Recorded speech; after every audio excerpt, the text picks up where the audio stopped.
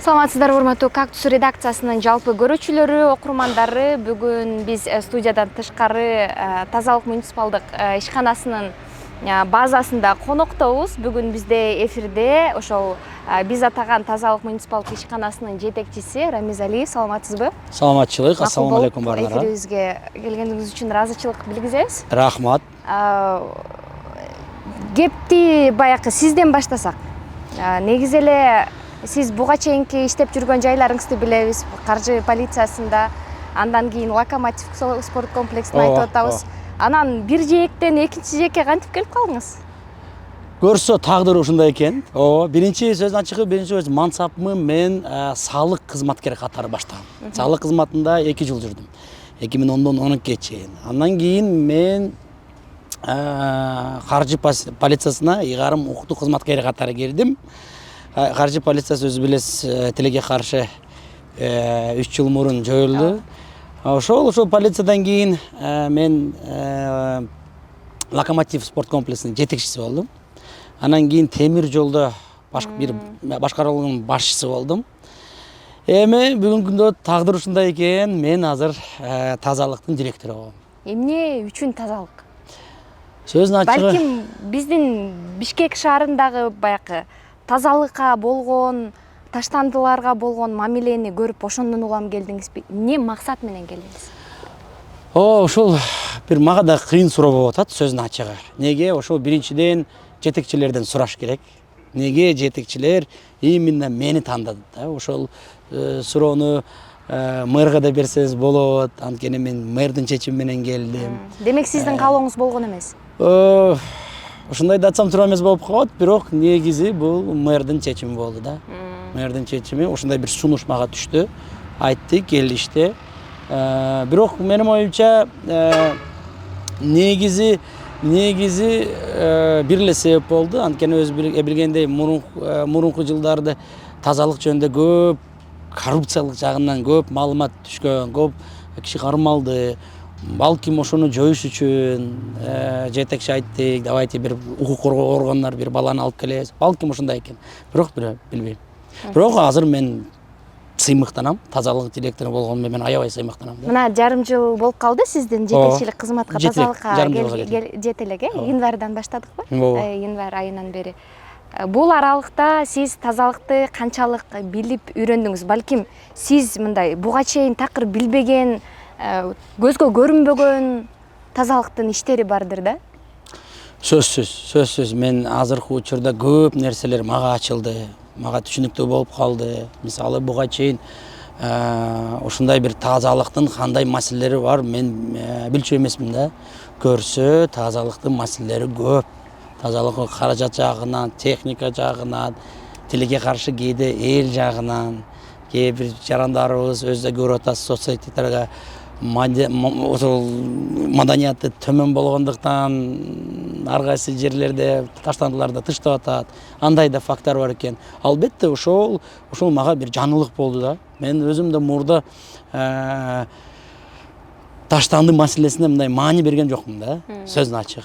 Эми ар бир мусор жөнүндө күнү түнү видеороликтарды карап, эл аралык тажрыйбаларды карап, ар кимге бир замечание кылып атам. Великида да айдасам, самокатта минген үчүн замечание айттым. Эл, келиңиз мындай кылабыз, тигиндей кылабыз деп. Тазалык бул өзүнчө эле мага бир жаны маданият болду да. Бул жаны бир культура болду магачы. Сонун, анан ошол сиз айтып аткан жаңы маданиятты коомчулук кандай кабыл алып жатат? Баягы социалдык тармактарда сиздин кыргызча сүйлөгөнүңүзгө бир таң калышса, экинчиси баягы видеолорду алып таштандыларды көчөгө таштагандарды издеп атпайсызбы? Ооба. Бул баягы мурунку жумушуңуздан пайдасы болуп атабы? Ооба, сөзүн биринчи мен тил жөнүндө айтып кетейинчи. 2012 жылы мени Нарынга жиберди. Каржы полициянын жетекчилери мени Нарынга. Сөзүн ачыгы Нарынга барганда мен кыргыз тилинде ашып калса бир 5-6 сөз билчүмүн. Эми тенир толук жердешимге рахмат айтым келек. Азыркы сүйлөгөн деңгээлим ошол нарындыктарга рахмат. Нарындыктар үйрөттү. Көрсө азыр мына керектүү болуп калды. Ооба, мен да окуп атам, мен да сыймыктанам ошого. Көп комментарийлер түшөт, молодец, кыргыз тилинде жакшы сүйлөп атат. Бирок мен азыркы учурда да айтып атам. Менин нукура кыргыз тилинде сүйлөшкөнүмө тажрыйбам да жетпей тилге каршы, анан словардык запасым да жетпейт. Анан жанагы эл жөнүндө, эл маданият дейсиз. Ооба, мисалы эки категория эл бар да, элдин эки түрү бар. Мен мына биринчи сиз өз видеодон көргөндөй, мына көрдүкөндө бир видео чыкты. Жакшынакай соп-сон жаным машинасы менен келип, кийимдери көрдүңүзбү? Жакта просто көрүнбөй калды. Бриони деп коет. Бриони менен кийинип, 3-5 пакет мусор багажниктен чыгарып, көрдүңүзбү? Бекитилбеген жерге ыргытты ошол мусорду. Ошол биринчи категория кишилер.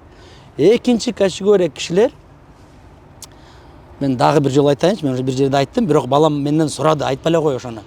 Мисалы билесиз, көп комментарийлер түшөт, камера кой, Алиев сен камера кой, камеранын маалыматтын негизинде кармайсың, тиги бу деп. Бир бала мага чалды. Бир бала чалып, Айбек атында бир бала чалды.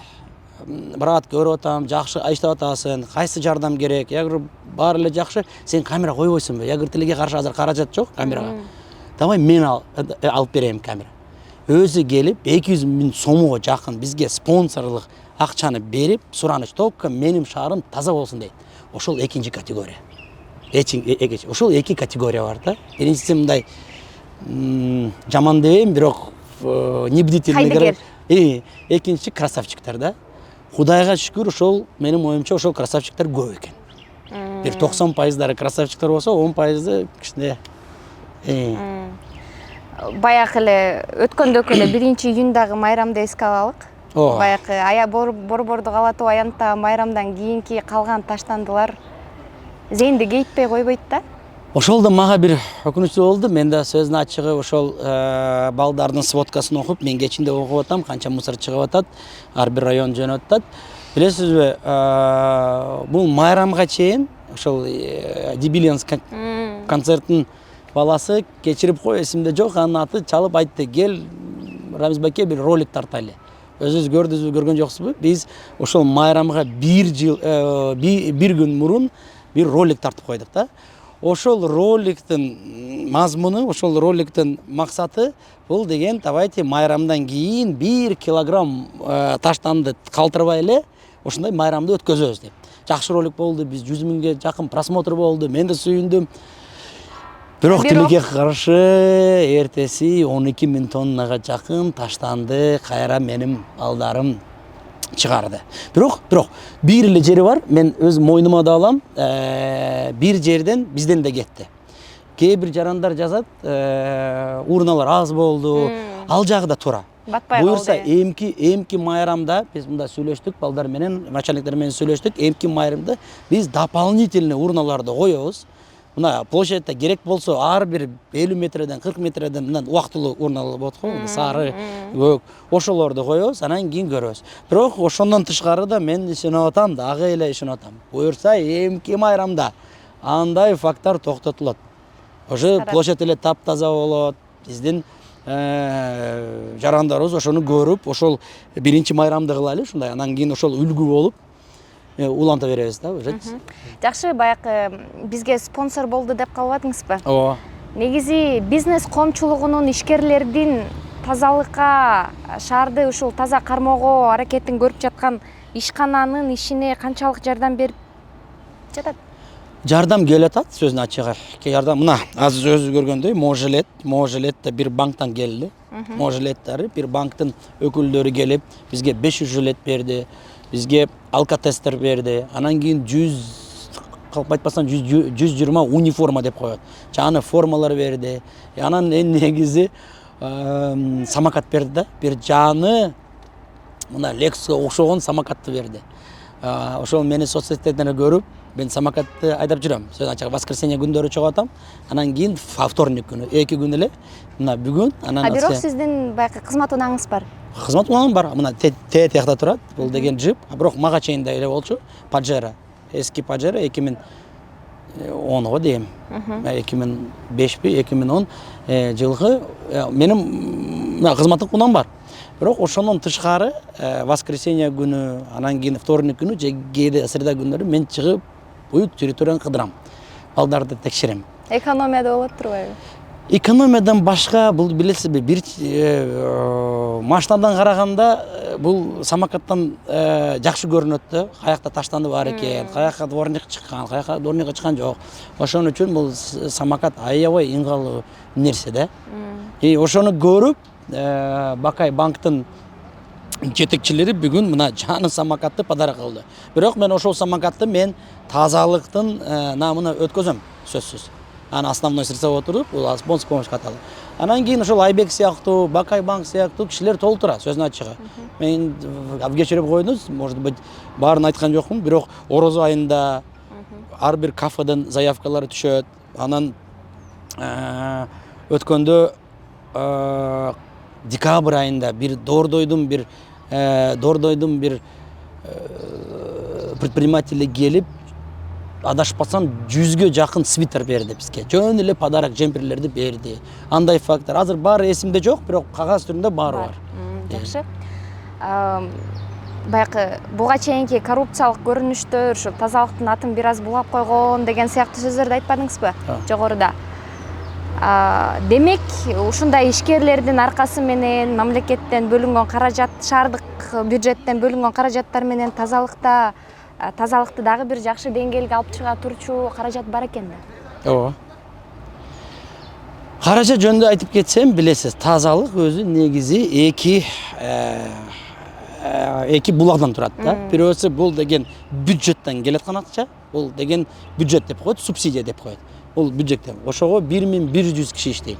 Анан калганы бул деген ошол хозрасчет деп коет, чарба эсептинен түшкөн акча.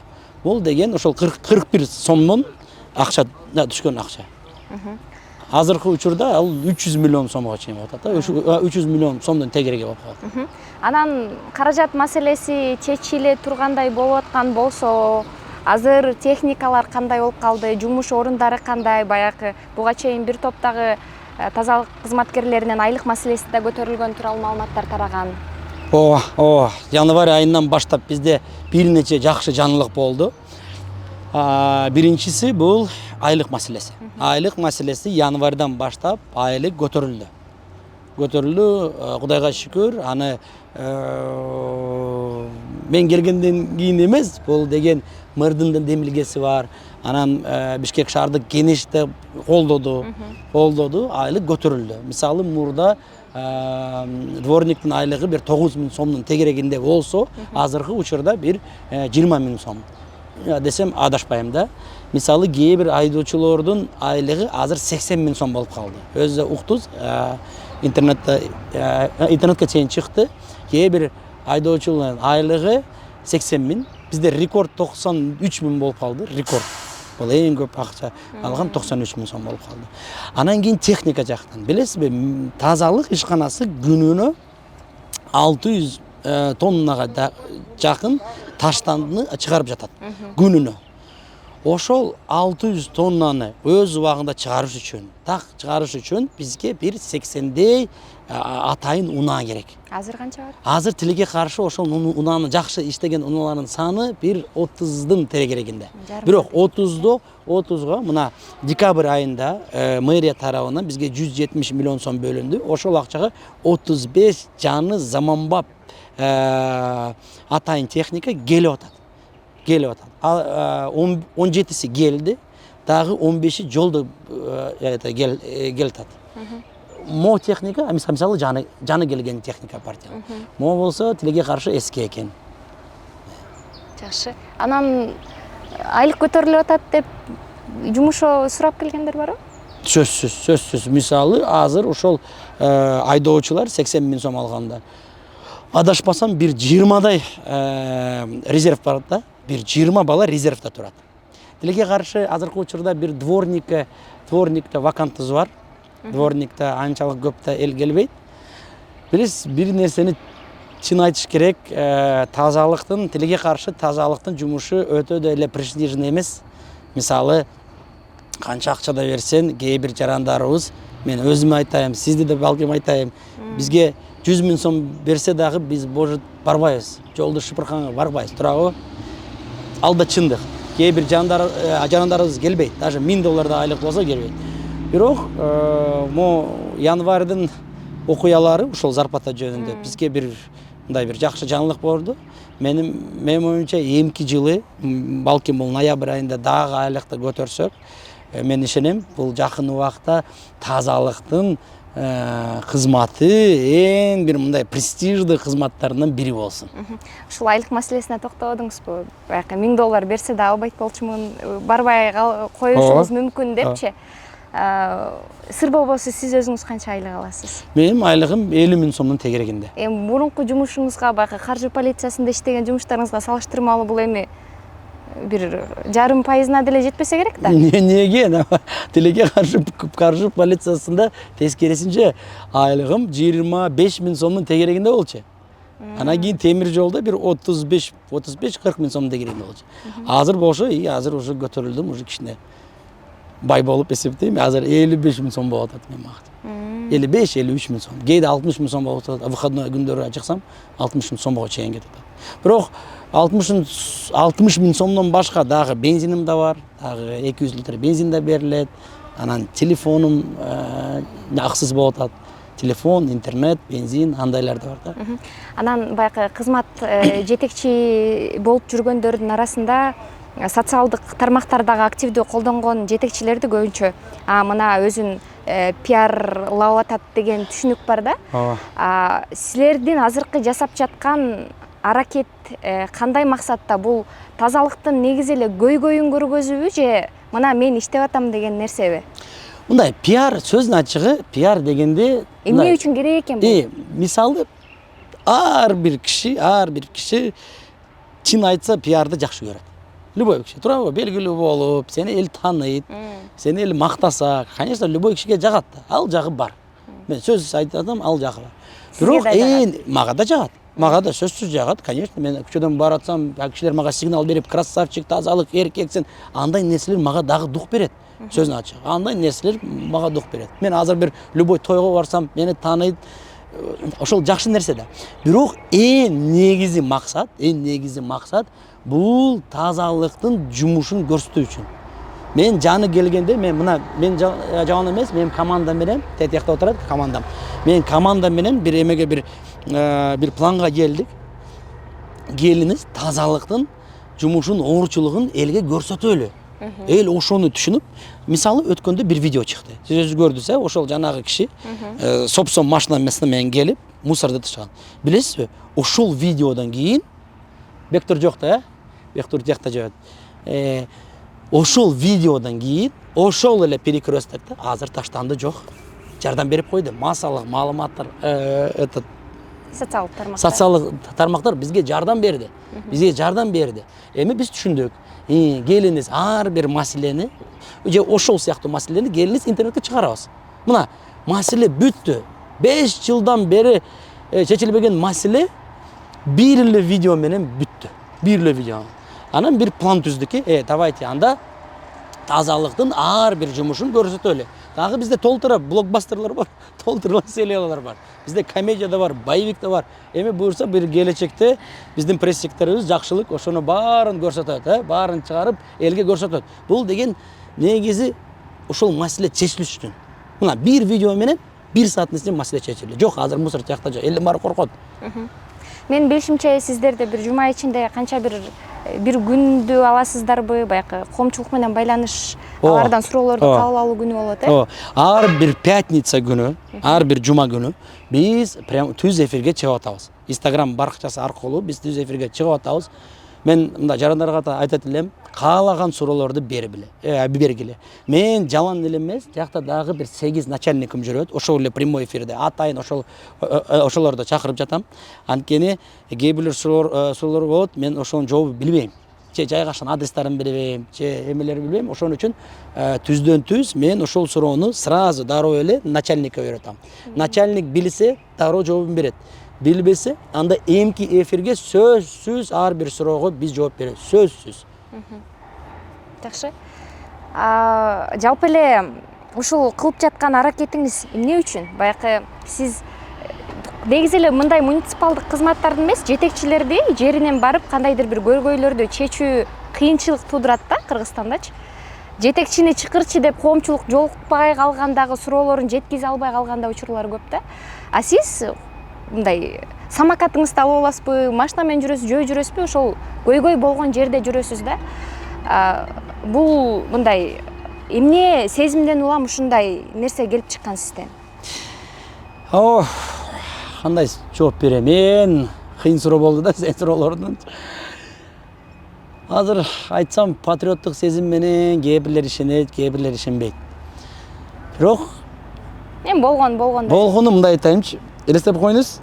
Мен мындай чоң сөздөр айтпай элем, элестеп коюңуз. Мен баары билет, баарына белгилүү. Менин улутум Азербайжан. Мен Бишкекте төрөлдүм, Бишкекте жараным болом. Бирок азыр мен үйдөн чыккандан баштап менин ата энем, анан диаспорага барган сайын, досторума жолуккан сайын мага баары эле бир эле сөз, примерно бир эле сөз айтты. Рами, сен азыр үлгү болосуң. Сени азыр карап, бүт Азербайжан улуттарында кишилерге карайт. Ошон үчүн подводить этпе. Ошон үчүн күнү түнү иште дейт. Ал да бир эме, жоопкерчилик. Ал да бир жоопкерчилик. Ошон үчүн мен аны түшүнүп, мен түшүнүп атам азыр. Мына азыр подписчикларым канча болду, эл мени тааныйт. Ошон үчүн моралдык укугум жок экен. Подводить эткенге моралдык укугум жок экен. Анткени менин оюмча экинчи мындай шанс мага түшпөйт. Азыр мында Кудайга шүгүр түштү шанс. Мен ойлоп атам, мен өзүм өз энергиям менен, мен өзүм өз идеяларым менен, өз командам менен буюрса мындай да болсо бир тарыхта бир след калтырайымчы. Хоть кичинекей да болсо. Балким ушул сиздин ушул кылган аракетиңиз башка бир жетекчилерге үлгү болот беле дейм да. Аны билбейт экен мен. Ошону балким бирлерге болот. Бирок мисалы кээ бир чиновниктер бар да тарыхта калган. Мисалы Исхак Аразаков. Ошонун сөздөрү бүгүнкү күнгө чейин актуалдуу болуп атат. Туурабы? Элдин баары ошону үлгү катары, ошону неге балким да биздин кылымыбызда ошол сыяктуу мен өзүм айтпай атам. Может быть, буюрса ошол сыяктуу инсандар келсе сонун болот эле. Шаарга да жакшы болот, мамлекетке да жакшы болот. Сонун. Эми баякы январдан бери тазалыкты жаңы жагынан үйрөндүм деп атпайсызбы? Тазалык сиз үчүн эмне болуп калды? Тазалык, мен мурда сөздүн ачыгы тазалык жөнүндө маалыматым аз болчу. Мен интернеттен эле карагам, иш козголду, мындай болду. Талондар табылды, ар кайсы коррупционный схема тазалык кирди, ошол эле окам, мусор чыкпай атат. Эми сөздүн ачыгы мына январдан баштап мен бул жумушка кирдим, бирок толук бир акыркы 2 айдын ичинде мен чынында тазалыктын, жумуштун оорчулугун түшүндүм. Сөздүн ачыгы. Могу балдар кандай оор жумушта жүрөт, кандай жумушту аткарат, ден соолуктарына кандай зыян болуп атат. Ошону мен мына акыркы бир 2 айдын ичинде түшүндүм. Анан ошого баа бердим. Анан менин оюмча буюрса бир күн келет, биздин жарандарыбыз да ошону түшүнүп, өзүндө ан сезимди ойготуп, буюрса таза бир шаарга айланабыз. Таза бир шаар болобуз. Таза бир шаар болобуз. Жакшы. Жалпы тазалыктын сиздин пландар тууралуу бөлүшөлүк дагы эфирибиз жыйынтыктайлы. Келечектеги пландарым пландар көп. Аябай пландар көп. Мисалы азыр бир калп айтпасам бир 5 соцпроект бар экен. Көрөсүз, бул жакында биз аны чыгарабыз. Мисалы бир эле проекттен айтайын. Бурда мындай бир өзүнчө пластиктик бактар болот, кичинекей пластик. Бул кээ бир балдарыбыз пицца ташыйт го, ошол сумка, ошол рюкзак сыяктуу бир сумочкалар болот. Ошол бир флешмобду запускать этебиз. Ар бир жаран бизге келип, ошол пластиковый сумканы алып алса болот. Анан кийин бүт шаарда каякта тамектен фильтрлары калган калдыктарды чогулса болот. Ал биринчи проект. Азыркы учурда уже бир 20 блогер айтты, биз биринчи чыгабыз. Биз биринчи тазалайбыз деген шаарды. Анан кийин эко батл деген бар. Студенттердин бала бакча тамак кичинекей экен. Анан мектептердин ортосунда эко батл деген. эко соревнование деген бар. Биз эртең чыгарабыз, бир атайын выпускту чыгарабыз. Ошол направленияда буюрса, бирок тилекке каршы азыр каникул болуп атат. Сентябрдан баштап ар бир мектепке биз барабыз. Тазалык ишканасы ар бир мектепте бир лекция өткөзөт. Анан кийин тиги мектептин балдары команданы бир мелдешке чакырабыз. Сөзсүз өзүбүздөн приз коебуз. Анан кийин цифровизация деп коет. Азыркы учурда билесиз, ар бир машинада, ар бир калп, бирок бир 80% машинада, тазалыктан машиналарда GPS датчик бар. Машина каякта жүрөт, саат канчада келди, канчада кетти, канча тонна мусор киргизди. Мен цифровизация деп коем, буюрса келечекте ошол маалыматты биз ачык эле доступта элге беребиз. Көрө ала турган. Бир программа болобу, аны иши билбейм, бир программа болобу, эл өзү кирип караса болот. Саат канчада мусоровоз келет, кайсы көчөгө. Пландар жөнүндө толтура, бирок көз тиет го, мен коркуп атам, кичине акырынан деле айтайлы ошол. Рахмат. Маегиңиз үчүн рахмат, ачык диалог үчүн рахмат. Ишиңизде ийгилик каалайбыз. Ушул сиздин жасаган ишиңиз башка жетекчилерге да үлгү болот деп ишенебиз. Рахмат. Алдыда дагы ийгиликтер болсун. Урматтуу телекөрүүчүлөр, ушуну менен Кактус редакциясы тазалык муниципалдык ишканасынын директору, жетекчиси Рамис Алиев менен болгон маегин жыйынтыктайт. Эмки берүүгө чейин амандыкта калыңыздар.